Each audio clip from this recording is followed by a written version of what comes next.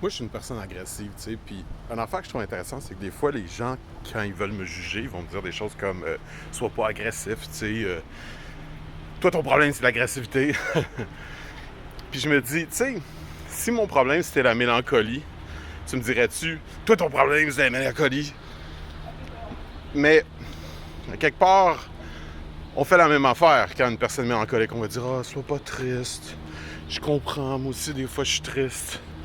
Puis ce qui se passe ici, c'est pas que quand le problème est la mélancolie, tout à coup on développe de l'empathie.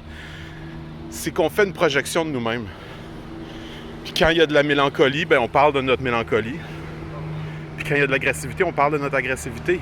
Ce qui nous énerve dans l'agressivité de l'autre, c'est notre propre agressivité.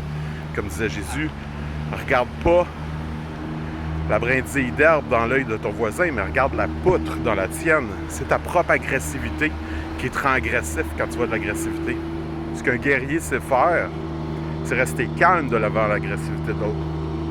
Puis utiliser son agressivité pour le gain, et non pas pour la perte, et non pas pour sombrer puis devenir pire que l'autre. Donc, c'est pas tant une question de demander aux autres d'être assez matures pour être empathiques, mais peut-être juste de prendre le temps de reconnaître qu'on fait des miroirs et que ce qui nous dérange dans l'autre, c'est ce qui nous dérange en nous.